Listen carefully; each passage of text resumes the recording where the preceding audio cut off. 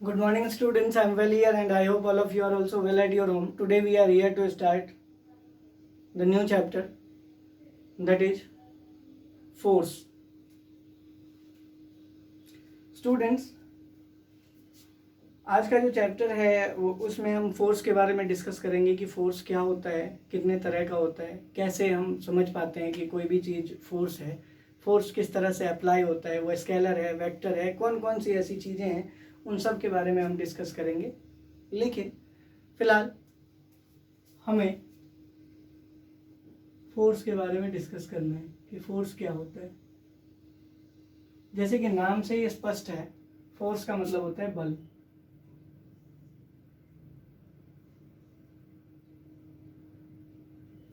ठीक है, अब बल का मतलब क्या है? बल या ये कह लें हम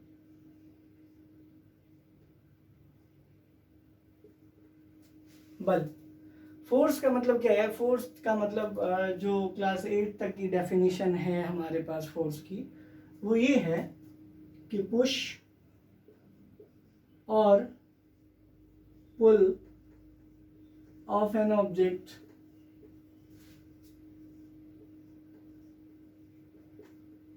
इज कॉल्ड फोर्स। किसी भी ऑब्जेक्ट का पुश या पुल जो होता है ना, वो क्या कहलाता है?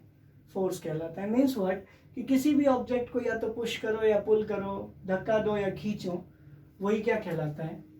फोर्स कहलाता है। क्या कहलाता है?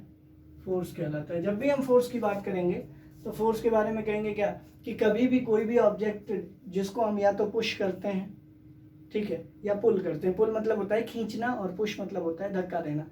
तो कोई भी ऑब्जेक्ट अगर उसको हम पुश या पुल करेंगे तो वो ऑब्जेक्ट किस चीज को महसूस करेगा? फोर्स को। ठीक है बेटा, फोर्स के बारे में हमेशा ध्यान रखेंगे कि फोर्स जो है वो आइदर पुश या तो पुल। आप किसी भी चीज को खींचोगे तब, धक्का दोगे तब, दोनों ही केसेस में क्या है कि ये फोर्स अप्लाई होता है। क्लियर? अब फोर्स के बारे में दूसरी बात क्या आती है? दूसरी बात ये आती है, what are the types of force, या उससे पहले what are the properties of force. What are the properties of force.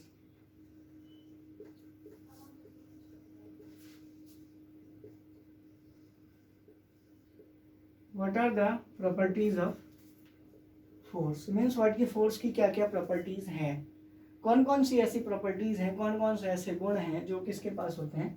Force के पास। क्लियर है? जब भी हम गुणों की बात करेंगे और फोर्स की बात करेंगे तो फोर्स में अगर मैं गुणों की बात करूं तो सबसे पहला गुण क्या है?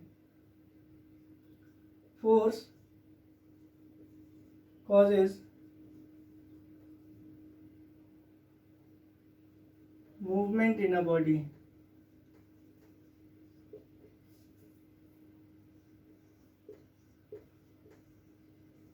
फोर्स की वजह से कोई भी बॉडी जो है ना वो मूवमेंट में आ जाती है। मतलब ये ज़रूरी नहीं है कि आ जाए, जैसे हम इस बोर्ड को धक्का देते रहेंगे लेकिन ये मोशन में नहीं आएगा। लेकिन अगर हम किसी चीज़ को, जैसे कोई भी चीज़ रखी गई है और उसको अगर मूव कराने की कोशिश, जैसे ये एक यहाँ रखा हुआ है, अगर मैं फोर्स लगा रहा हूँ तो ये आगे की ओर बढ़ रहा है या पीछे की ओर बढ़ रहा है। तो कहने का मतलब क्या है कि force causes movement in body. मतलब ये कि force can cause movement in body. हो सकता है कि फोर्स लगाने पर क्या हो जाए, बॉडी में मूवमेंट आ जाए, कोई प्रॉब्लम नहीं है यहाँ तक। दूसरी बात, force changes the direction of the body।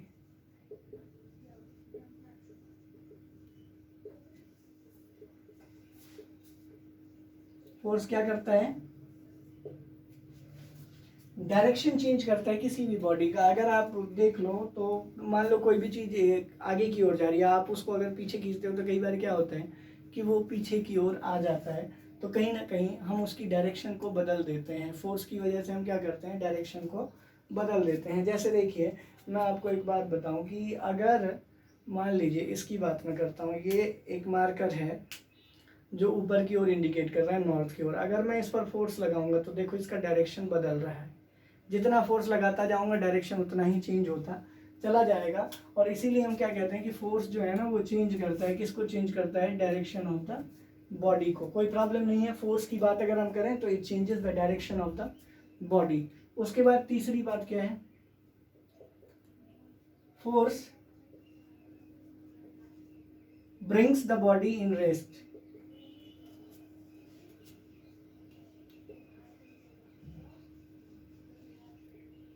At rest, sorry in rest नहीं, एट रेस्ट। फोर्स जो है ना वो बॉडी को किस पर लाता है, रेस्ट पर लाता है। मतलब ये कि फोर्स की वजह से बॉडी जो है ना वो रुक सी जाती है, ठीक है। फोर्स की वजह से अगर कोई भी बॉडी रुक जाए या किसी भी चीज़ की वजह से अगर कोई भी बॉडी रुक जाए तो हम क्या कहेंगे कि फोर्स जो है ना वो बॉडी को किस पर ला रहा है, रेस्ट पर ला रहा है। कोई प्रॉब्लम नहीं है। तो ये जो तीन चीज़ें हैं ये तो हालांकि बहुत छोटी चीज़ें हैं, बहुत कम चीज़ हैं, बहुत कम प्रॉपर्टीज़ हैं इसकी। फोर्स की और भी बहुत सारी प्रॉपर्टीज़ हैं, जैसे कि फोर्स जो है ना वो जो है किसी भी ऑब्जेक्ट का शेप एंड साइज बदल सकता है। मीन्स व्हाट कि फोर्थ पॉइंट में मैं आपको बताऊं कि force changes the shape and size of an object. Force changes the shape and size of an object, the shape and size of an object।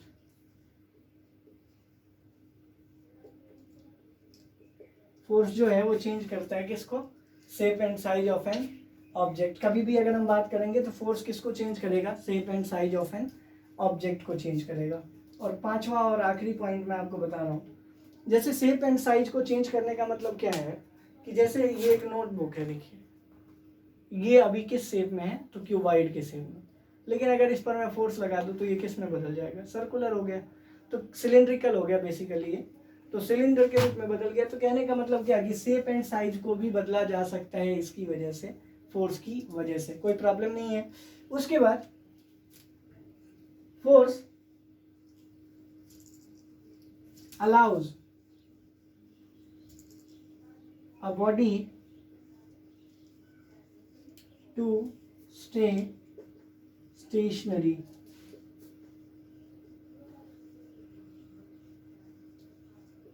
अब देखो बेटा, यहां पर स्टेशनरी का मतलब होता है, स्टेशनरी मतलब क्या है, रुका हुआ होता है। ये देखो, ये रेस्ट मतलब स्थिर, और ये रुका हुआ मतलब ये कि कोई भी बॉडी चल रही थी, अगर हमने ब्रेक अप्लाई किया तो वो रुक गया, स्टेशनरी उसको कहते हैं।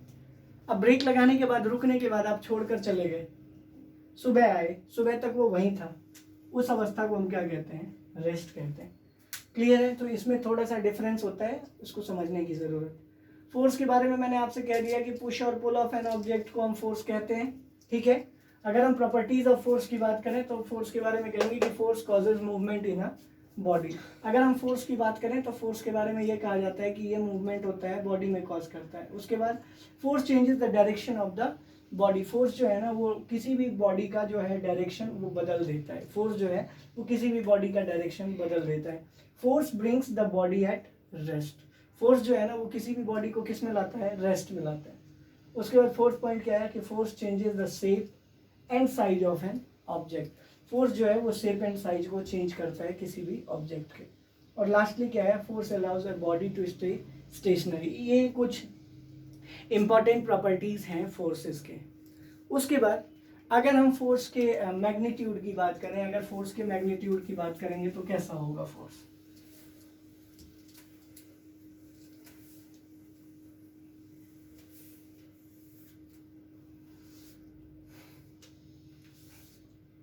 ऐसा यूनिट अगर हम बात करें, ऐसा यूनिट ऑफ फोर्स,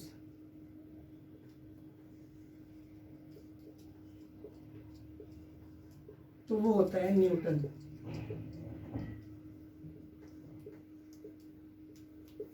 ऐसा यूनिट ऑफ फोर्स क्या है, न्यूटन है।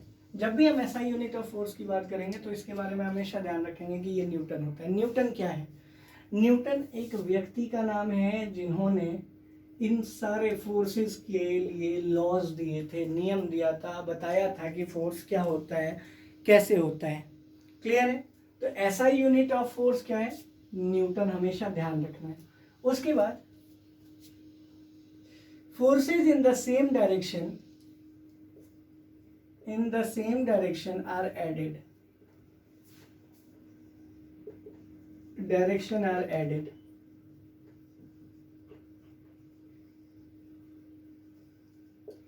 Forces in the same direction are added. जैसे मान लीजिए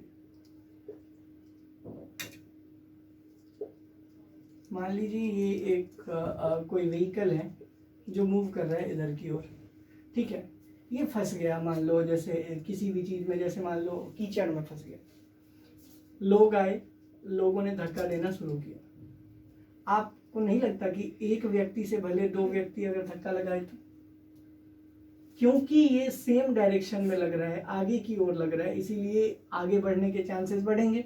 इसका मतलब क्या है कि आप जो लगा रहे हो फोर्स और दूसरा जो लगा रहे हैं, दोनों क्या हो रहा है, ऐड हो रहा है। तो हमेशा ध्यान रखेंगे कि जब भी हम एक दिशा में फोर्स लगाते हैं ना, तो वो ऐड हो जाता है।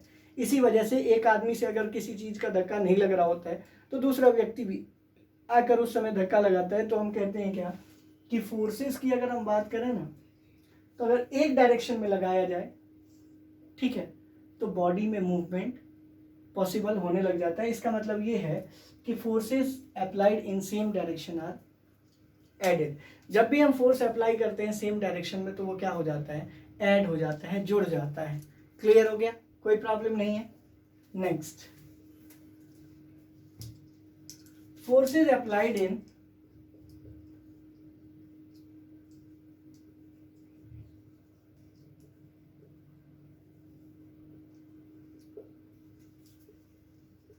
opposite direction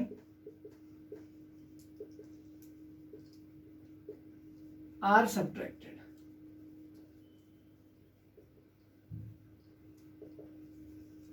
फोर्सेस अगर अपोजिट डायरेक्शन में अप्लाई करोगे तो वो घट जाता है। जैसे इधर एक लगा रहा है, एक इधर लगा रहा है, एक 6 न्यूटन का इधर लगा रहा है और एक 2 न्यूटन का इधर लगा रहा है, तो एफ रिजल्टेंट क्या होता है, F1 प्लस में F2।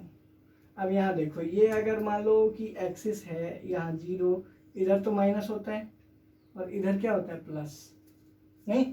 तो कहने का मतलब क्या है कि 6 प्लस की ओर है, 2 माइनस की ओर है, तो एफ रिजल्टेंट की जो वैल्यू आएगी वो कितनी आएगी, 6 प्लस माइनस 2 न्यूटन। तो हमारे पास कितना आ गया, 6 और minus 2 is equal to 4 newton. तो कहने का मतलब क्या है कि एफ रिजल्टेंट की वैल्यू, अगर अपोजिट डायरेक्शन में फोर्सेस एक्ट कर रहे होंगे, और अगर अपोजिट डायरेक्शन में फोर्सेस काम करते हैं, तो इनको हम क्या कहते हैं कि एफ रिजल्टेंट की जो वैल्यू है ना, वो घट जाती है। अगर फोर्स अपोजिट डायरेक्शन में काम करेगा तो एफ रिजल्टेंट की जो वैल्यू होगी वो क्या हो जाएगी, कम हो जाएगी। क्लियर है? उसके बाद हमेशा ध्यान रखेंगे कि एफ रिजल्टेंट की वैल्यू बढ़ेगी कब, एफ रिजल्टेंट की जो वैल्यू है वो कब बढ़ेगी, तो हम कहेंगे क्या कि जब ये भी क्या हो जाएगा, सेम डायरेक्शन में ऐड हो जाएगा। जब ये भी क्या हो जाएगा, सेम डायरेक्शन में ऐड हो जाएगा या सेम डायरेक्शन में मूव करने लग जाएगा, दोनों ही फोर्स सेम डायरेक्शन में अप्लाई हो जाएंगे। देखो, ये राइट हैंड की तरफ है, ये भी राइट हैंड की तरफ है, दोनों अगर ऐड हो गए, मान लो 6 प्लस 2 ही था, ये मान लो 2 न्यूटन ही था, तो अब ये प्लस हो जाएंगे, साथ जा रहे हैं। इसीलिए एफ रिजल्टेंट की वैल्यू F1 प्लस F2 होती है, और प्लस अगर अलग अलग फोर्सेज हैं तो प्लस होता चला जाएगा आगे तक। तो एफ रिजल्टेंट यहाँ पर कितना हो जाएगा, 6 प्लस में 2 newton, newton is equal to 8 newton. I hope clear है। तो हमेशा ध्यान रखेंगे, the magnitude of the force increases when they are applied in same direction. हम ऐसा कह सकते हैं, मैग्नीट्यूड का मतलब है वैल्यू, तो हम क्या कह सकते हैं, the magnitude of the force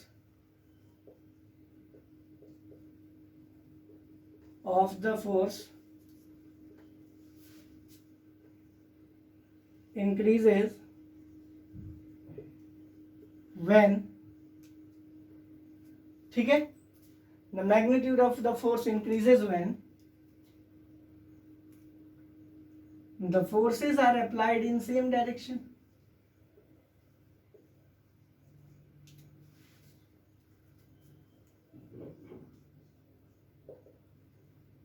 Applied in same direction. ठीक है। और the magnitude of force decreases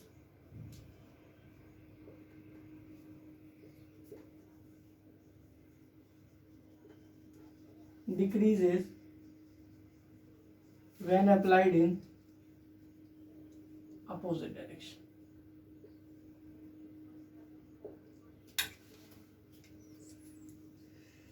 ठीक है बेटा, कोई प्रॉब्लम नहीं है। आई होप यहाँ तक समझ में आ गया होगा। आज के लिए इतना ही। नेक्स्ट क्लास में जब हम मिलेंगे तो इससे आगे डिस्कस करेंगे। Till then stay home, stay safe.